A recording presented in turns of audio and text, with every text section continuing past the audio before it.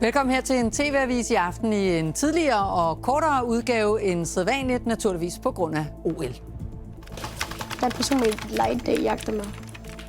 Den populære spilplatform Roblox møder nu kritik efter, at et spil baseret på Anders Breiviks terrorangreb på øen Utøya lå tilgængeligt på platformen.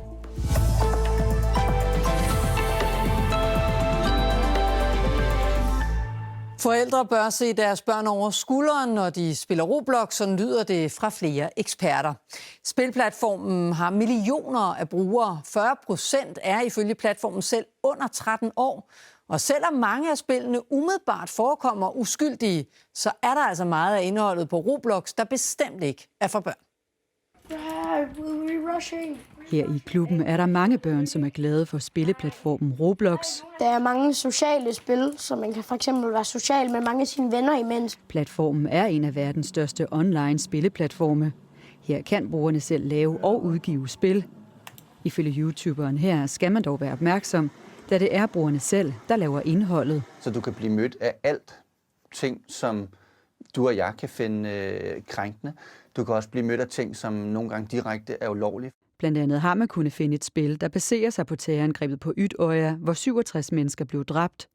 Flere advarer nu mod platformen. Så udfordringen med Roblox er faktisk, at det ser så sødt og rart ud, at vi har glemt at være bekymret rettidigt.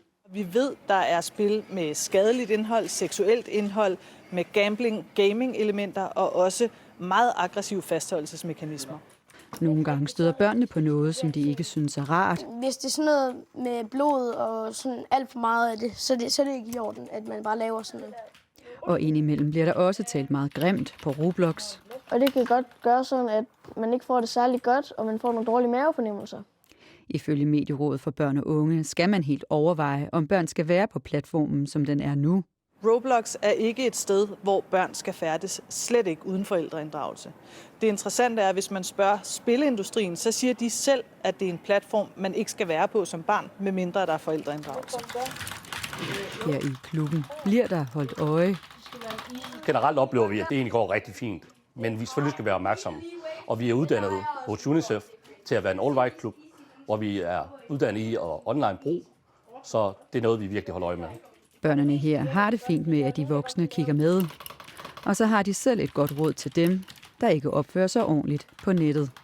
Nogle gange så føler jeg bare, at hvorfor man overhovedet gør det, og hvad man får selv ud af det. Fordi at man bliver ikke selv glad af, at man mobber andre i spil.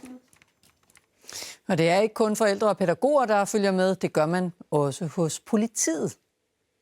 Herinde i det her rum, der sidder POP, politiets online patrulje. Og det er simpelthen her, at erfarne betjente sidder og holder øje med mange af de ting, som sker derude på nettet. Og det er jo både, når det gælder sociale medier, men altså også i forhold til gamingverdenen.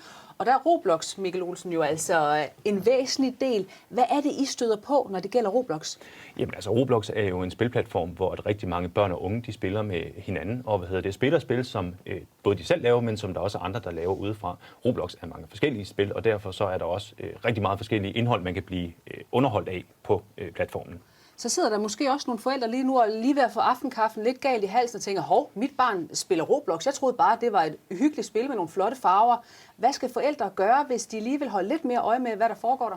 Jeg synes jo klart, at man skal benytte sig af alle de muligheder, der er for at få information om, hvad Roblox er for en størrelse, hvad man kan gøre for at lave sikkerhedsopsætninger, måske begrænse, hvem der kan tale med ens børn osv. Man kan finde meget god information ind på blandt andet Børns Vilkår, Center for Digital Pædagogik, men generelt få en indsigt i, hvad Roblox er for noget, og så sørge for at have en god snak med sine børn om, hvad det er, hvor de spiller, ligesom vi også vil have, hvis vi har børnene på legepladsen eller har en legeaftale.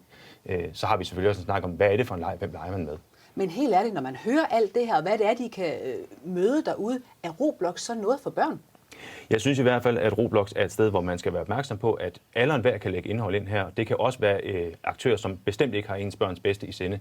Så man skal være rigtig meget opmærksom på, hvad det er, børn møder derude. Ligesom at, hvor folk kan møde børn, jamen der skal man være opmærksom på, hvem det er, de mødes med.